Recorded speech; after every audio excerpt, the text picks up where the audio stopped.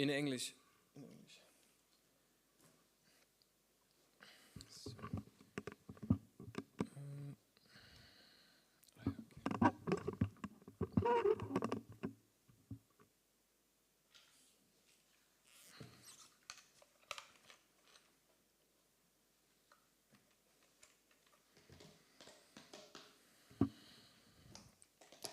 Jaya Radha Madhava Kunja Bihari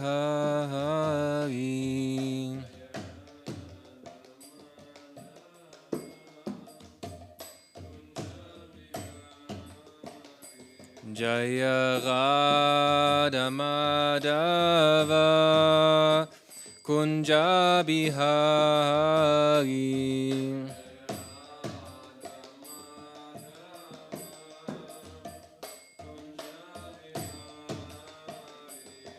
Jaya Gopi Janavalabha Girivaradari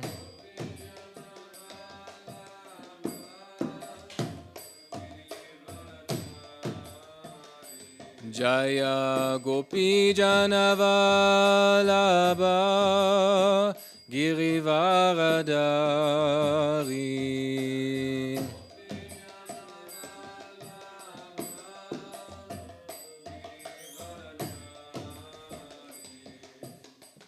Yashodanandana Vajajana Ranjana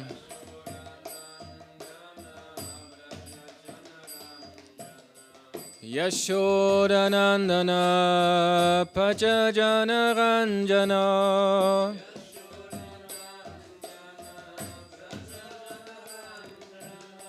Yashodanandana Vajajana Ranjana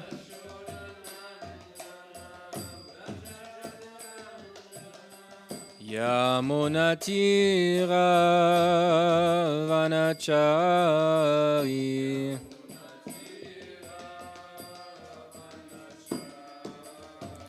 Yamunatira Vanachari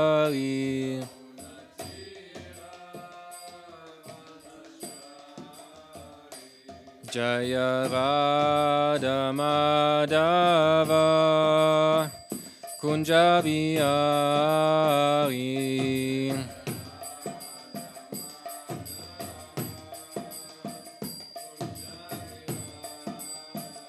Jaya Radha Madhava Kunja Bihari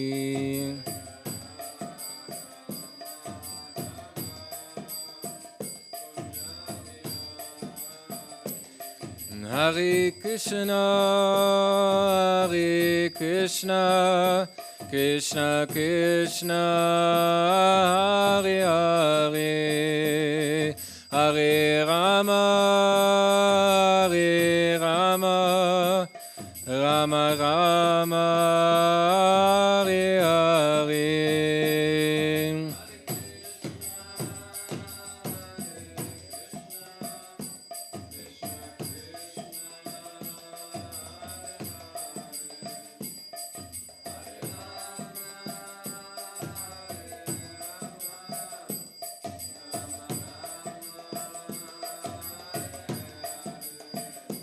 Hare Krishna, Hare Krishna, Krishna Krishna, Hare Hare, Hare Rama, Hare Rama, Rama Rama, Hare Hare.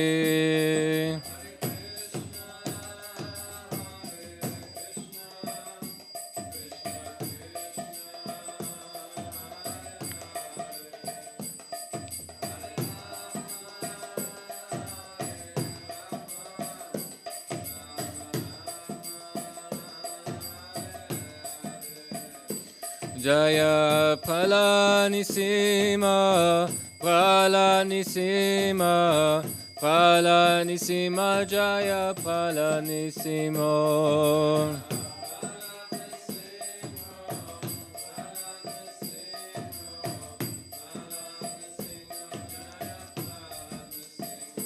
Prabhupada, Prabhupada, Prabhupada, Jaya Jaya Prabhupada.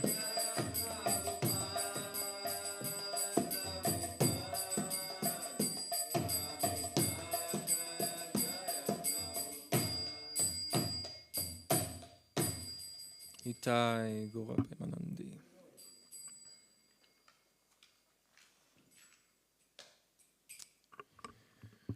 Okay. Om Namo Bhagavate Vasudevaya.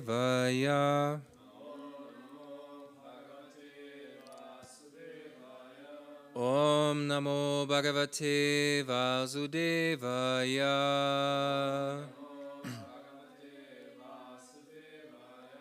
Om Namo Bhagavate Vasudevaya.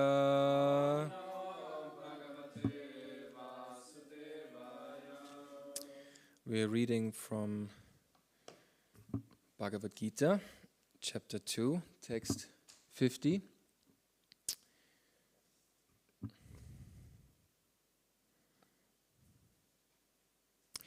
Buddhi yukto jahatiha ube sukrita duskrite tasmat yogaya yushyasva yoga kamasu kaushalam buddhi yukto jahatiha ube sukrita duskrite tasmat yogaya yushyasva yoga kamasu kaushalam buddhi yukto jahatiha ube sukrita duskrite tasmat yogaya yushyasva yoga kamasu kaushalam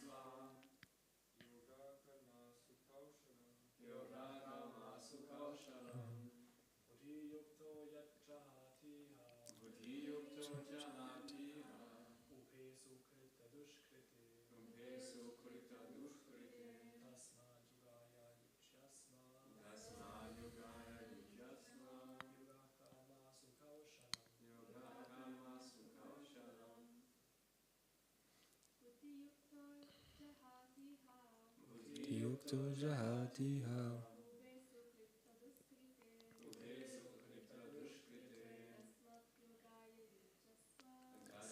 yogaya yushyasva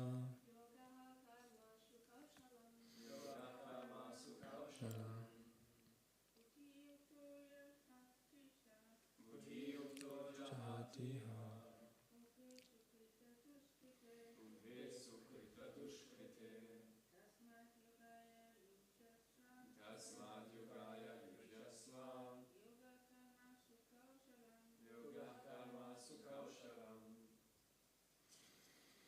Buddhi Yukta, one who is engaged in devotional service.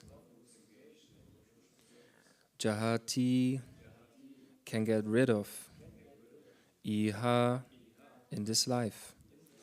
Upe, both. Sukrita, dushkriti, good and bad results. Tasmat, therefore. Yogaya, for the sake of devotional service. Yushyasva, be so engaged. Yogaha, Krishna consciousness. Kamasu, in all activities. Kaushalam, art. Translation. A man engaged in devotional service rids himself of both good and bad actions even in this life. Therefore strive for yoga, which is the art of all work. Purport by His Divine Grace, Srila A.C. Bhaktivedanta Swami Prabhupada.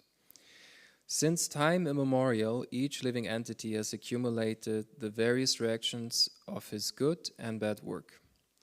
As such, he is continuously ignorant of his real constitutional position.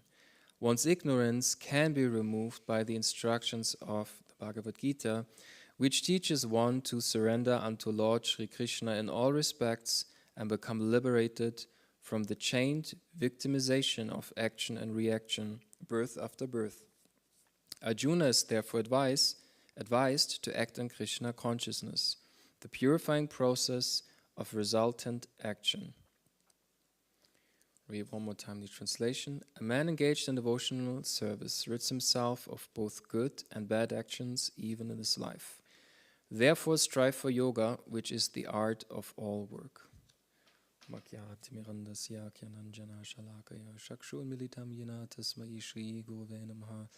Jaya Shri Krishna Chaitanya Prabhu Nityananda Shri Advaita Gadadhar Shivasadi Gaura Bhaktavinda. Hare Krishna Krishna Krishna Hare Hare, Hare Rama Rama Rama Hare Hare.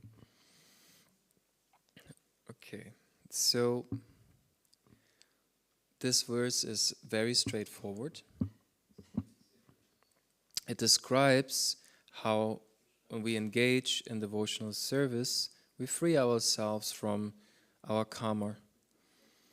And it's also described here that yoga, in essence, is bhakti. So the essence of yoga is the process by which we, all of our work, all of our activity is directly engaged in the service of the Supreme Lord. So when Chaitanya Mahaprabhu wrote these 8 verses of Shikshastakam, he writes about the purification of the heart, which is called chitta. And the heart is a great mysterium, because when we as devotees, we might often speak about the heart. You know, we say, offer prayers from your heart, chant from your heart, serve from your heart, and so on and so forth. But what exactly is the heart? Is the heart an organ that is pumping blood through our system? Yeah, it is.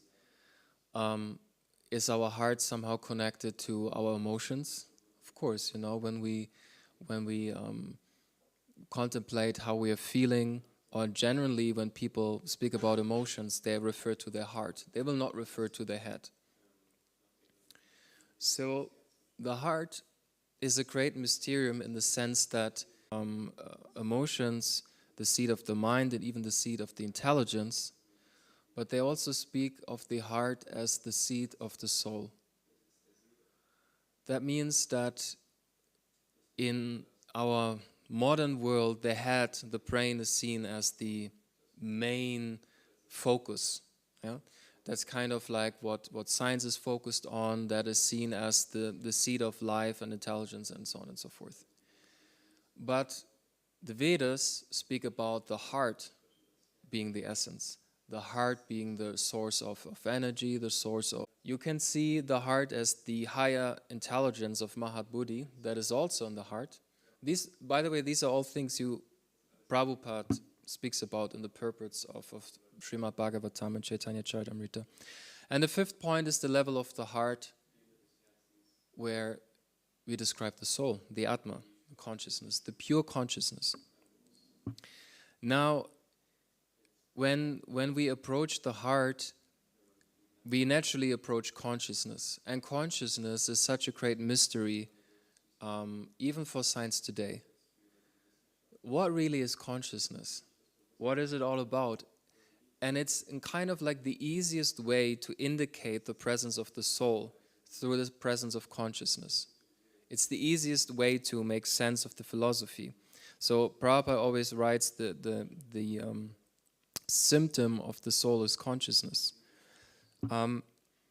Let's look at this. For example, let's try to gradually come to the point, going through the different levels of the heart, coming up to the point of seeing the heart as the spiritual center. Let's start with something that is higher than the physical matter that we can see. Okay, we can see matter, we can touch it, it's quite easy. Then there's a higher dimension, which is the dimension of thinking, feeling, visualizing. So that level is beyond the physical dimension. And that already gives us an indication of consciousness. It already gives us an indication that we are more than matter. The fact that we have the ability of personality, of feeling, of desiring, is already proof that we are more than our body and that we are consciousness. Well, how is that? Well, let me ask you this question. What is a feeling? What is that? Is a question to you now. There's no right answer to this question, of course. Yeah. Okay. And I would translate now as an experience, a sensation, an experience. Anything else? Energy.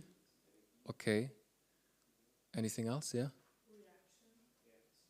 What type of reaction? Outside or inside stimuli. Right. Stimuli. Right. So you can see it. When we start to talk about feelings, we can describe it in different ways. We can see it, for example, you can describe it as a chemical reaction in your brain. Neurons firing, giving you an experience. You can, if you make brain scans when someone is feeling different emotions, you will see different parts of the brain that are activated. You will see different brain waves that are happening inside the brain. However, the subjective experience of, for example, sadness or anger is something that cannot be measured. It cannot be measured. Your individual experience of a feeling that you personally have cannot be observed. You can see the symptoms, you can see neurons firing in your brain, but you can never really measure this empirically, at least, what a feeling really is, right? So when we say, okay, feeling is just a chemical reaction in the brain, that's one part of it. But the subjective experience of that, where's that happening? Who's experiencing that? You get my point? So how come that chemical reactions in the brain, different neurons, different brain cells, that all come together, how do they suddenly create a person? What's the point of that? If we look at reality just as matter, if we look at the heart just as the dimension of matter, it's a mysterium that science can't explain, which is also why life can't really be created unless you already have some type of life. It's not possible. Artificial intelligence is a very common topic at the moment, but artificial intelligence can't feel. It can imitate emotion quite realistically, to be honest with you. It's quite shocking, but it doesn't really feel. Okay? So this mysterium of the subjective experience of feeling is something that can be analyzed on various levels, but ultimately only you can really experience that. Of course, yogis have different powers that can feel and read the mind, but from a scientific point of view. Another thing is about visualization. So if I ask you now to visualize a red apple and see that in the eye of your mind, my question to you, where is that happening? Where is this dimension? Or the dimension of dream? What dimension is that? Is again a question. So you can answer. It's no right answer. You can just, whatever comes to you. Yeah? Right. So this is like a more subtle reality. If you would just try to explain it from a material point of view, where you just believe in matter, what exactly is a dream? Where is this happening? This field of dream. It is nothing you can touch, you can see. It's happening in your mind. It's not a hallucination, because you can see when someone is dreaming, they're entering in a certain state of mind. You can measure that. You can sometimes see people moving and speaking in a dream. So our philosophy is also not, by the way, a dream is an illusion. The dream is real, but that we identify with the dream, that's the illusion. But you get my point. So even just very simple conversation, like, okay, the realm of dream, what exactly is that? And already, if you don't believe in something higher than the realm of matter, you kind of like are left with a lot of open questions. And just from these simple examples, we can understand that there's more to life than just matter. The fact that there are subjective experiences, the fact that there are the experience of dream, the fact that we can visualize things. You know, who is seeing, if you think now about Vrindavan, or you think about a piece of cake and you see it in your mind, and you like, who is seeing that? Who's observing that? Like, you get my point. So just from going deeper in these questions, it becomes obvious that there is another dimension that is beyond the dimension of matter. And now then the question is, okay, we could become very philosophical. Of course, with our philosophy, it's easily explained, but why is there even a need for something like that? Feelings. What's the point of feelings and emotions? What's the point of it? Okay, then you can come like evolution, so we would bond together. Well, how is anger, sadness, all of these different things, like, how are they helpful in the process of evolution? I mean, you can explain everything with everything if you want, everything with anything if you want to. But it's kind of like, to me, a very inconclusive explanation of feelings and why they exist. So feelings exist, of course, because it's the nature of the soul. When we say that the nature of the soul is Sat, Chit, Ananda. Ananda, we say bliss, but Ananda it's not just some general bliss, it's bhava, it's prema, it's spiritual emotions. Ananda are spiritual emotions. It's the nature of us to feel and to experience emotions. So all the material emotions that we have, sadness, envy, anger, guilt, all of these emotions, they exist in a pure form in the spiritual world. So if we read Bhakti Rasamrita Sindhu, an act of devotion, we see a big description of all types of different emotions and feelings. They exist in a pure way, a pure form in the spirit, in the transcendental dimension, in the spiritual world, and they are reflected in this material dimension, this material world. So it's not like, okay, chant and be happy, and happy is just a blissful state that everyone is experiencing in the same way. No, Ananda has variety, has a particular expression of love for the Lord. So, meaning the fact that there are feelings and emotions, the ability to have that means that there is the presence of the soul. Okay? Now, there are spiritual emotions, there are material emotions. Do material emotions come from the soul? Not really, but at the same time, they can only be present if there's the presence of the soul. Material emotions are generated by manas.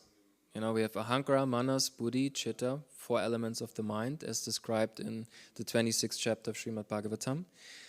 And manas is the ability to experience material emotions, the coloring of the pure consciousness. I'll give you an example of that. So again, the ability to have emotions indicates the presence of the soul. The experience of material emotions indicates the presence of manas, of the material mind. Okay? And you could even say the more sophisticated emotions can become, in terms of their elevation, the more sophisticated the life form is. For example, a tree, we see in Srimad-Bhagavatam that, I forgot the name of the two personalities that were cursed and then took birth as these Arjuna trees at Krishna's pastime, very famous pastime. Just the names escape me. However, they were present in the trees and they could feel and experience everything. Normally, trees don't have that ability, but even trees have some ability to feel, but obviously not like a human being, right? Now, how does the creation of material emotions really work? So imagine you have like pure crystal clear water, and this is actually an example that is given in Srimad-Bhagavatam in the 26th chapter. So this pure crystal clear water is chitta, is the consciousness. The different coloring in the water, whether it's more dark or bluish or green, that is manas. That is the flavor of the emotion of the mind. Then you could say the wind that comes and moves the water in different directions, that's kind of like buddhi. We have two types of intelligence, the higher spiritual intelligence, and then we have buddhi, kind of like the analytical intelligence of the mode of passion. That is trying to analyze and make plans based on the coloring of the mind. If we are feeling very lusty, we will engage our intelligence to make plans to fulfill our lust. If we feel envious, we engage our intelligence for that. If we feel grateful, we engage our intelligence of that. The point is, as much as we try to deny it, as human beings, we are fundamentally controlled by our emotions. There are emotions that we are aware of in our conscious mind and of our manas that are on the surface of this. Imagine like a pond with crystal clear water. So these emotions on the surface, sometimes there are plants on the surface that you can see. These are the emotions that we are aware of. Someone criticizes us, we feel hurt, we feel sad. But then if you go deeper in the pond, there are emotions that we are not aware of. And these are the emotions that we're struggling with anatta nivritti.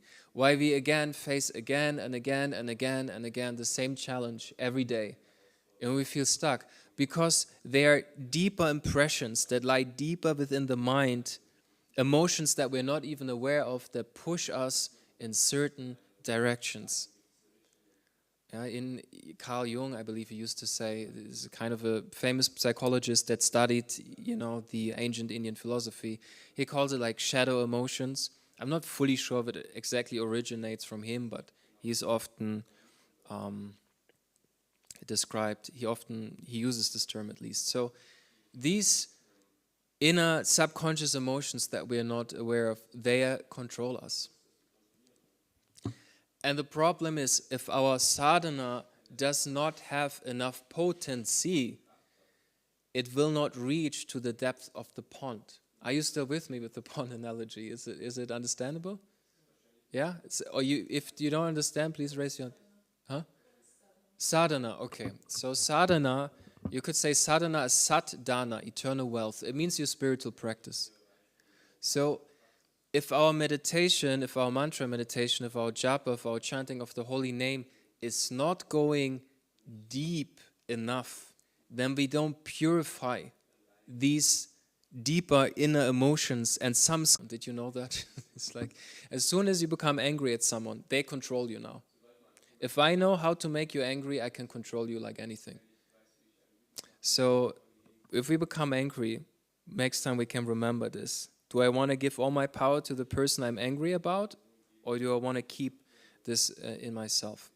Anyway, so what I'm trying to say is, if our sadhana, our spiritual practice is not going deep enough, then the purification does not take place. And the heart stays hard. And the spiritual emotions do not manifest. Not even higher material emotions of gratitude, appreciation, joy, compassion, love. They do not manifest much in such a heart.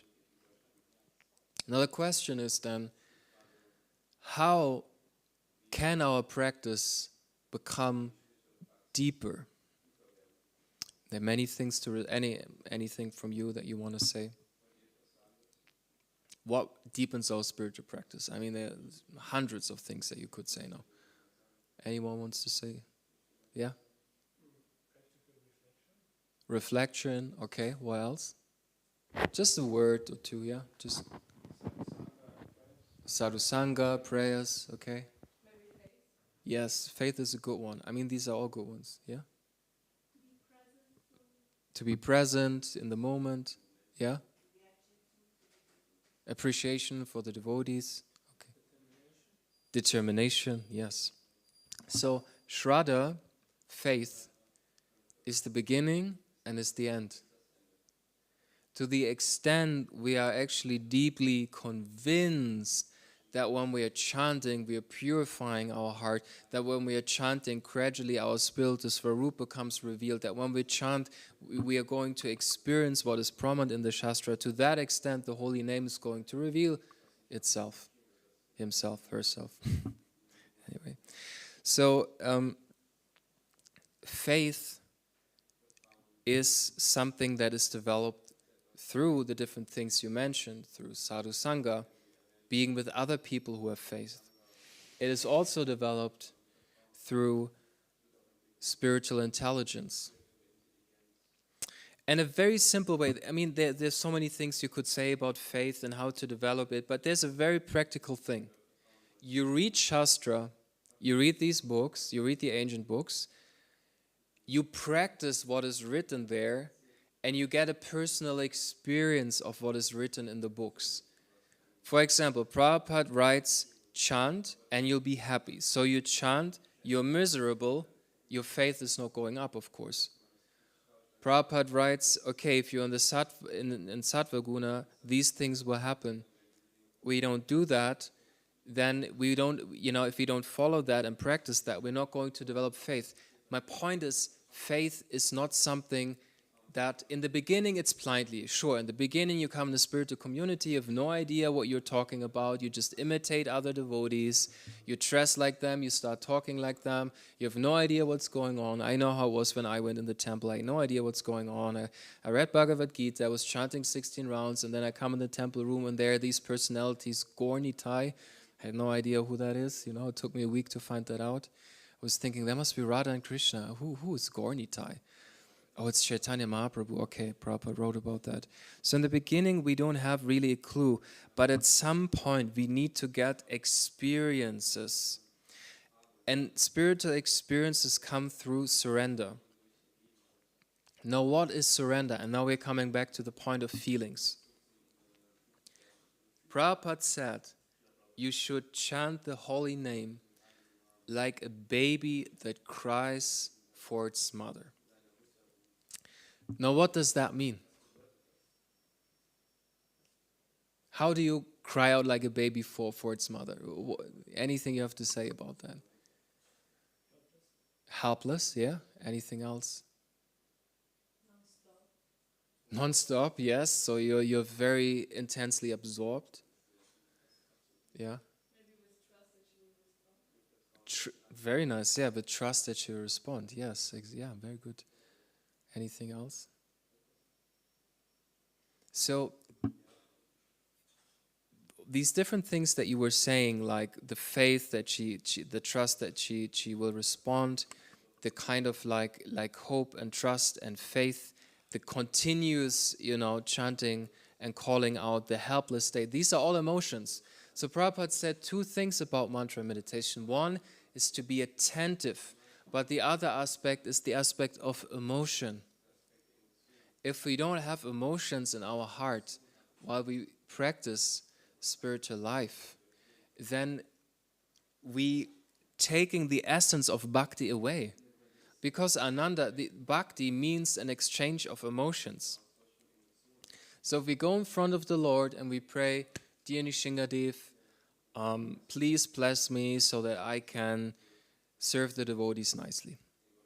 Or if we go there and we pray from the core of our heart with deep desperation, not with the desperation like, oh God, I don't know if you're there, but maybe if I pray hard enough, maybe you'll hear me, but with that conviction that the prayers are heard, but with the humility to lower ourselves, to go out of our ego and offer our emotions of humility, of desperation, of calling out, that's when magic happens in spiritual life. If we don't offer our emotions to Krishna, then how is Krishna going to reciprocate with us? How is that going to work? A relationship is based on emotions that translate into actions. If there are no actions and if there's no knowledge, it's sentimental. If it's only if it's only actions and only knowledge, then the heart of bhakti is missing. So it's a combination of the heart and the intelligence that needs to be combined in bhakti.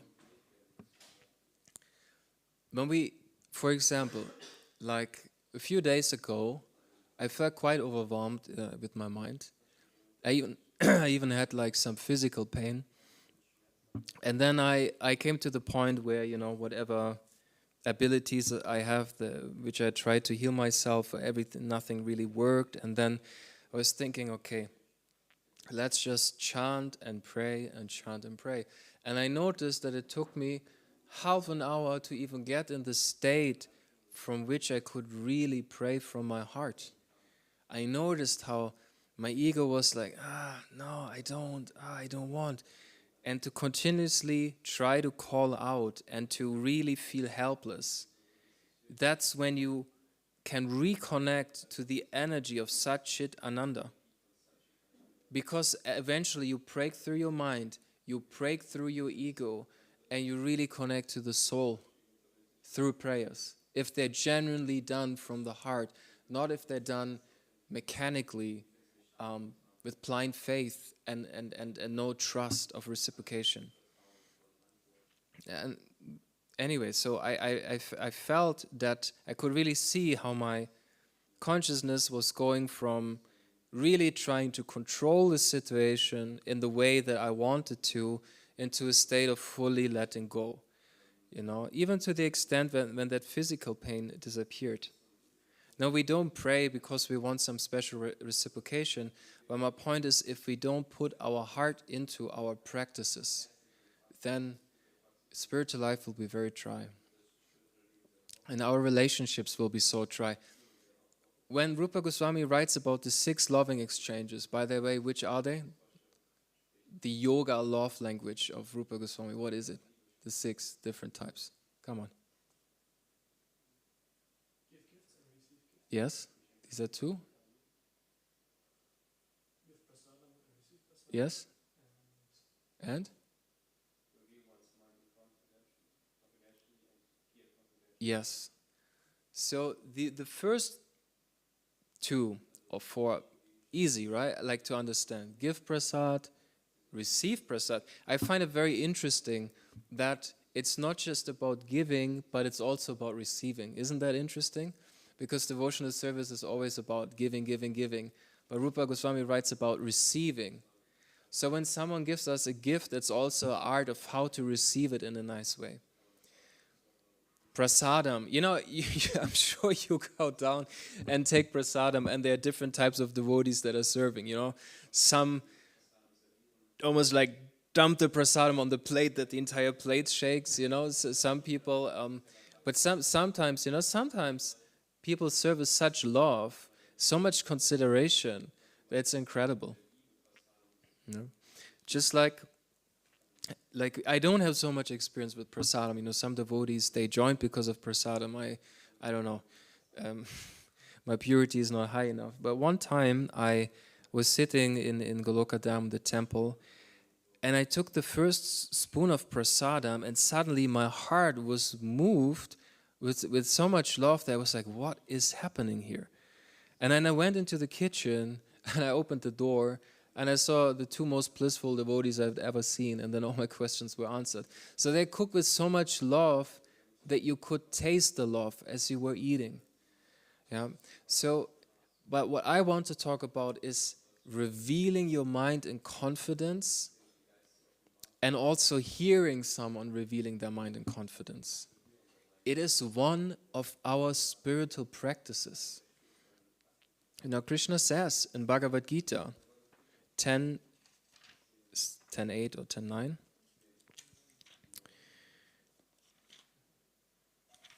Yeah, Machita Matkata Prana Buddhayantas Parasparam Katayantas Chamam Nityam Tushyanti Charamanticha.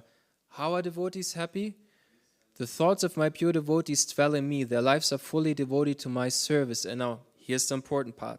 They derive great satisfaction and bliss from always enlightening one another and conversing about me. Now combine this with revealing your mind in confidence. What is revealing your mind in confidence?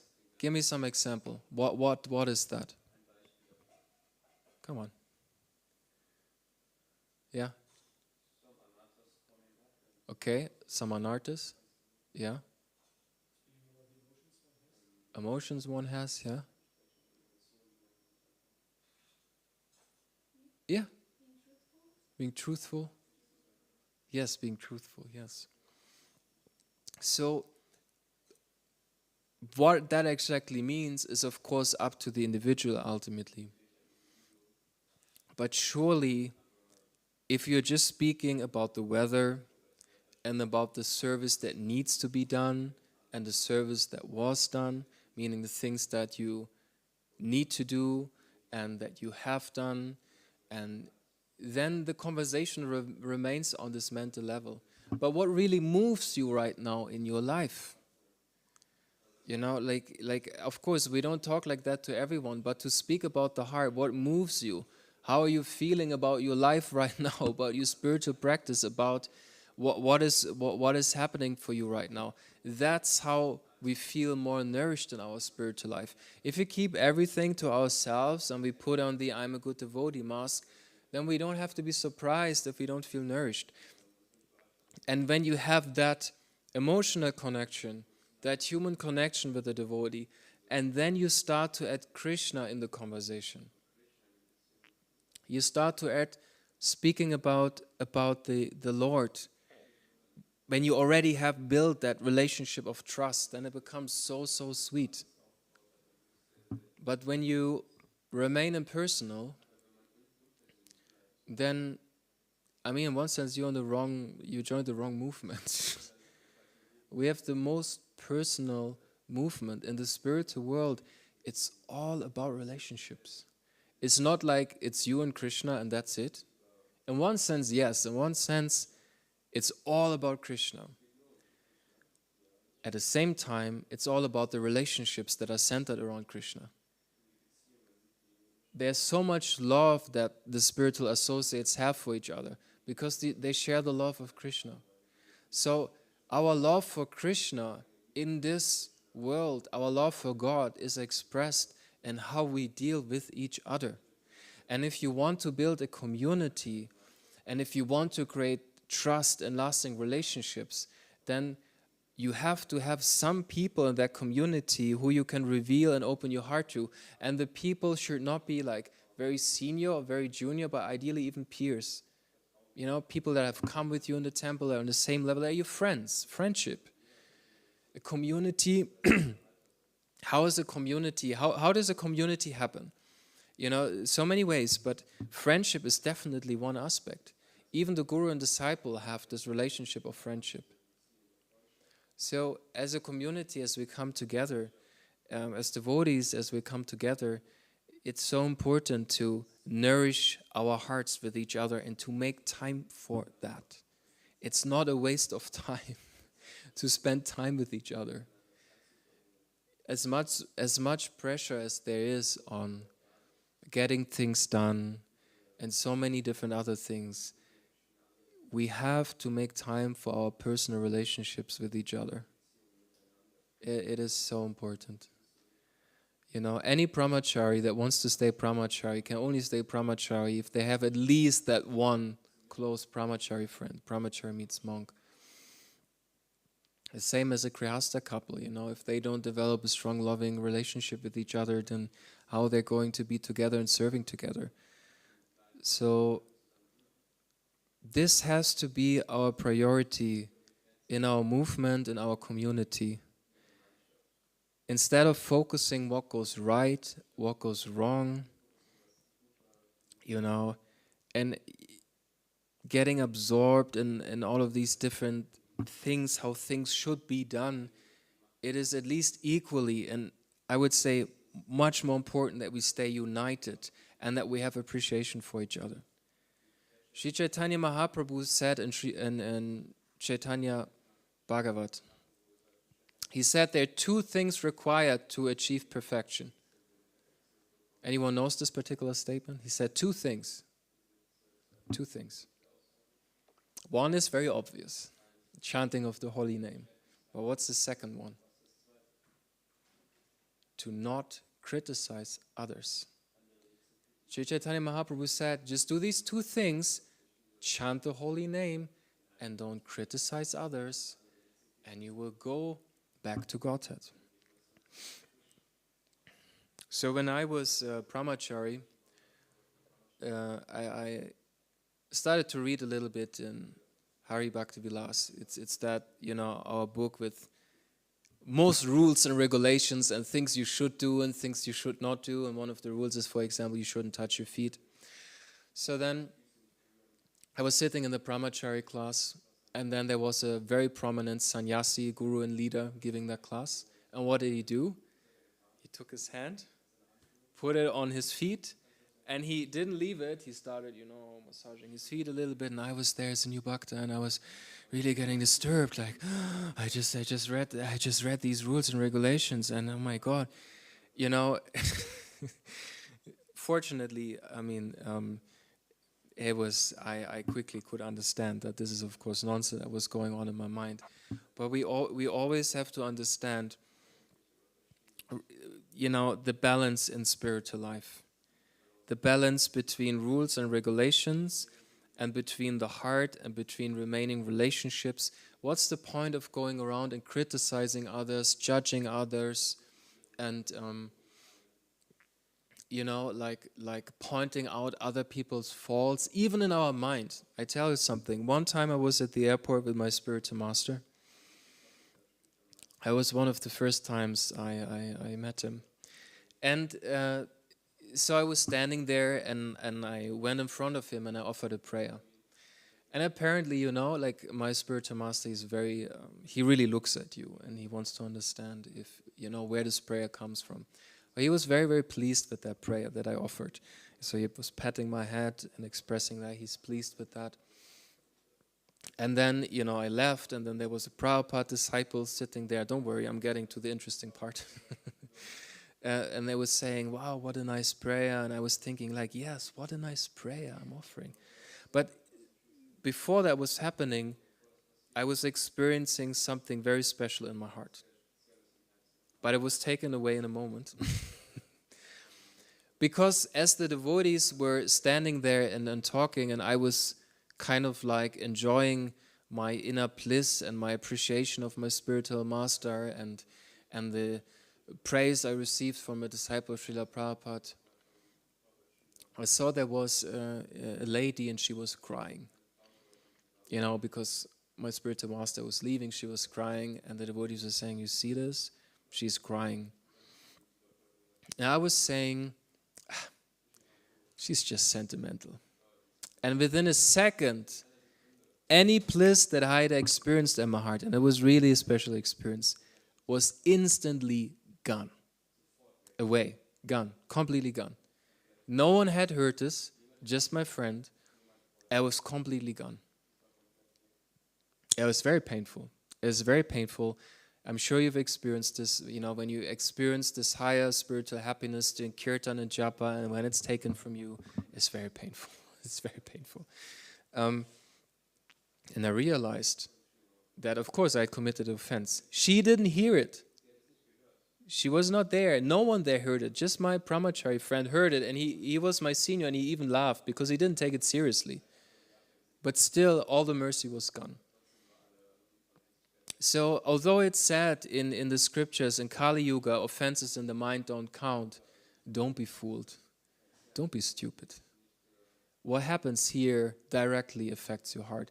If you're running around judging other devotees, if you're thinking you know better, if you're thinking you know more advanced because you're getting up earlier, you're eating less prasad, you're chanting more rounds, then you are nonsense. Really.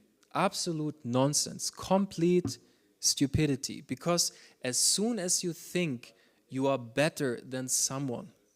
You are in such illusion, because what are you looking at now? At the body. You're seeing someone on the material platform, and you're seeing yourself above them. What happened to Satchit Ananda? We are the soul and not the body. And this is very challenging in a spiritual community, because we all come together with different moods, right? Some devotees have the same mood as we have. Some devotees are absorbed in book distribution. Some devotees are absorbed in deity worship. We all have different moods. But we never want to criticize. We want to respect. Respect. Even if we don't agree. But in our heart, for Vaishnavas, we carry respect always. Even if it's, and I find it very hard to practice, but it's most important. Because when we start to lose respect for Vaishnavas, that's when our spiritual life goes downhill. Even if we don't agree, even if we find it difficult to be with the devotee, we keep a distance, but we don't lose the respect in our heart. Because then we fall down, and then we fall hard. This is very important. This is especially, like I remember when I joined, it was Prabhupada disciple, and he was singing Guru Puja, not by heart, but he had to look at the text. I don't think I even knew it by the heart at that time. I started to, he's a Prabhupada disciple. He should know this by heart. It's nonsense. Nonsense. You want to be very, very, very careful about this. There's a difference between really harm happening to you on a physical, mental, emotional level, abuse happening. Then we approach the respective people that are in charge of the community and we express ourselves. But if we just go around and find faults and criticize, and as soon as we hear about a downfall of a devotee or a mistake someone makes, you saw that, that's the material world. It's all about being the best, and as soon as someone is on the floor, let's everyone take another stone and throw it on this person. You see this in our society? First, people are taken up and glorified and glorified and glorified, then they make one mistake, and then they all come after you. It's not nice. Yeah, so I think this is very important. It's very hard to practice. I don't want to be a hypocrite. I'm striving for that. I'm not there yet, but it's really important that we need to respect each other, despite the different opinions that we have, despite the different inclinations, different services, different ashrams. If we're brahmachari, we don't think we're something better because someone is a householder. If we're a householder, we don't think we are better because someone is a brahmachari. This is not what it means to be a Vaishnava. A Vaishnava not just has love for every devotee, but for every living being. There was once a guru sitting with his disciple. It's a story that happened in our movement. I don't want to mention names. And then the disciple was saying, Maharaj, you always speak about humility, but surely we are better than this person over there drinking, smoking, eating meat. And the guru said, no, we're not better. We're just a little bit more fortunate. If you go on book distribution or anywhere and you look at quote-unquote kamis and you think, look at me, I'm the chosen one, I know it all. This arrogance is what people will feel that. If you come there and you slaughter them with verses and things, and if you do that and you do it with love, it's perfect. But if there's no compassion and love in the heart, what's the point of it? So, yeah, this is hard to practice, but I believe that the future of our movement depends on our ability to trust and respect and love each other and stay together. And it will fall when we lose that respect for each other, for sure. Any relationship falls apart, any friendship falls apart when respect is lost. Respect means that I see the good in the other person, despite any shortcomings they might have, and really try hard to find appreciation for whatever little service they try to offer. It means that I don't feel that I'm anything better. And it means that in my words and thoughts, I'm very, very appreciative and careful and mindful. Yeah. Okay. Are there any questions or comments?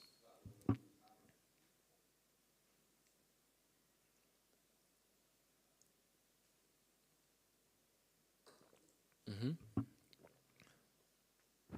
Thank you, Prabhu.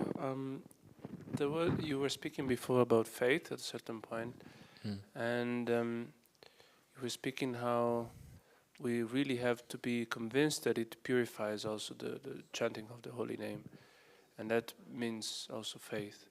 I wanted to ask if you can elaborate more, like what type of quality of faith it should be, in the sense that one may think, okay, convincing, and I have, I really have to force my mind to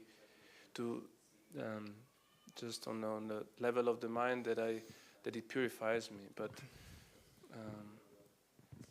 but we also know that just on that level doesn't work.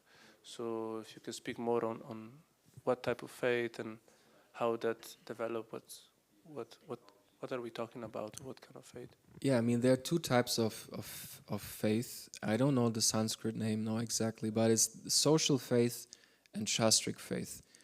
Meaning, social faith means, okay, this guru is manifest, make some ashes rain, so therefore follow him now because there's some supernatural activity. Or one devotee said that they saw Krishna yesterday walking around in our garden, and so we kind of like, we have faith because we hear certain, although that wouldn't be actually such a bad example of social faith, but it means the faith doesn't come from Shastra.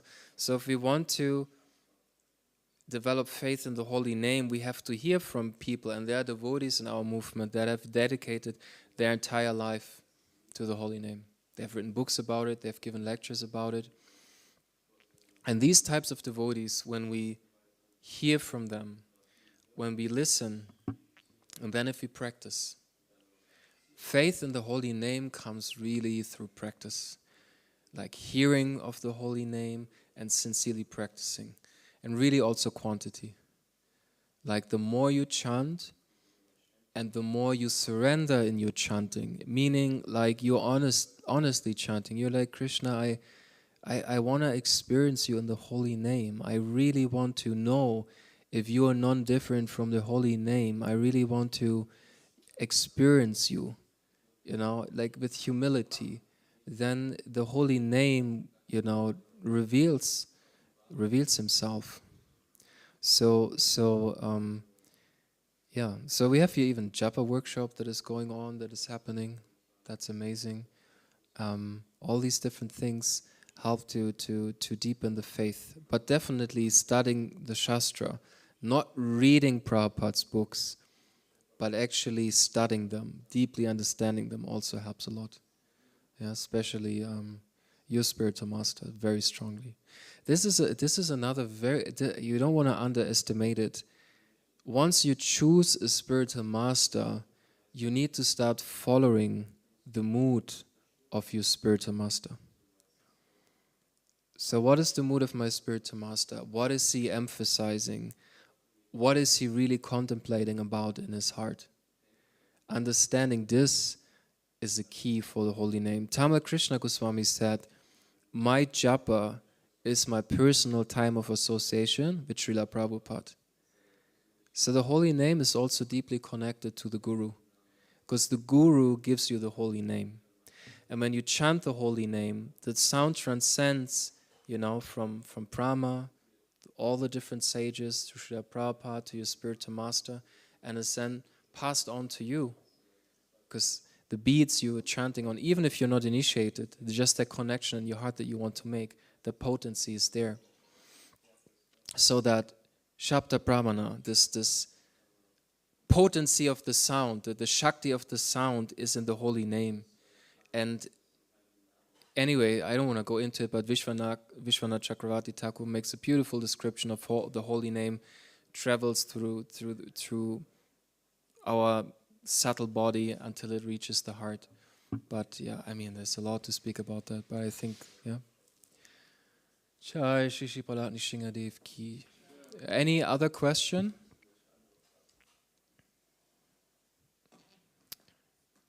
Okay. Srila Prabhupada Ki. Jai.